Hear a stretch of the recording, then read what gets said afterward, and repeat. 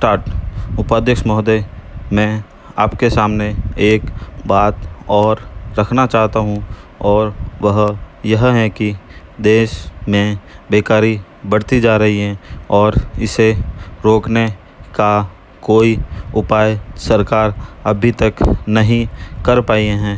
सरकार अपने दूसरों कार्य में ऐसी उलझी रहती है कि उसे इस और ध्यान देने का समय ही नहीं है। यदि बेकारी की समस्या की तरफ सरकार ने ध्यान नहीं दिया तो देश का जो बेरोजगार वर्ग है वह क्रांति कर सकता है और अगर ऐसा हुआ तो सरकार को बड़ी परेशानी का सामना करना पड़ेगा। अतः मेरा सुझाव है कि सरकार को जल्दी से जल्दी इस समस्या की ओर ध्यान देना चाहिए। यह बेकारी ऐसी नहीं है कि फूंक मारते ही दूर हो जाएगी।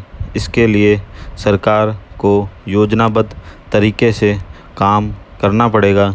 नए नए रोजगार के अवसर सरकार को ढूंढने होंगे। पढ़ाई के ढांचे में परिवर्तन करना पड़ेगा तथा कुटीर उद्योगों की ओर बढ़ावा देना होगा। पैरा, अब मैं देश में फैली अराजक तथा आवश्यक वस्तुओं के मूल्यों में वृद्धि के बारे में भी कुछ कहना चाहता हूँ। मैं उन बातों को नहीं दोहराना चाहता हूँ जो मेरे दोस्तों ने कही है। एक बात मैं ज़रूर कहूँगा कि इस वक्त हिंदुस्तान की चारों तरफ की परिस्थिति बड़ी ख़राब है और इसमें किसी की जिम्मेदारी नहीं है।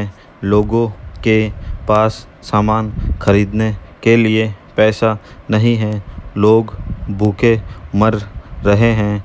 ऐसी हालत में असामाजिक तत्व उनके साथ मिल जाते हैं और दुकानों को लूटने की कोशिश करते हैं।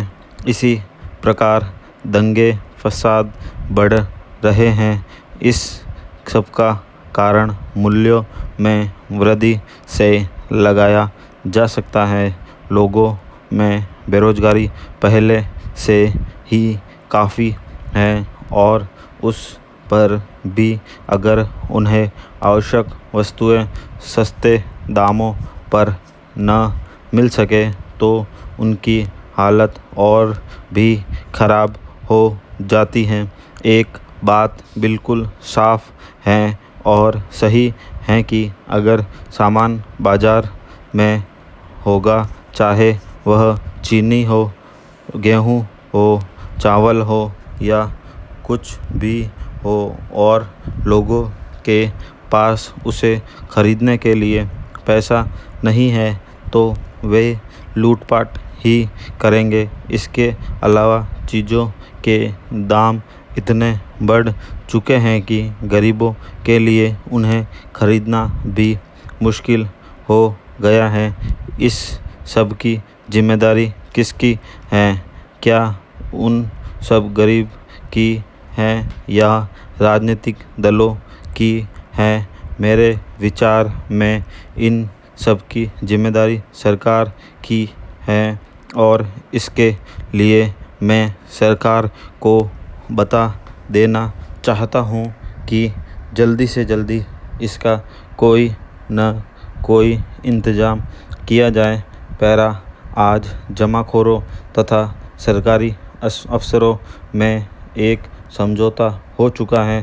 सरकार थोक व्यापार को अपने हाथ में लेना चाहती है परंतु जमाखोरों को इससे नुकसान होगा और इसलिए वे सरकारी अफसरों से मिल गए हैं और इस नीति को विफल करना चाहते हैं। इन शब्दों के साथ मैं मंत्री महोदय से निवेदन करना चाहता हूँ कि मैं देश जो गरीबी तथा भुखमरी का दौर चल रहा है इसको रोकने के लिए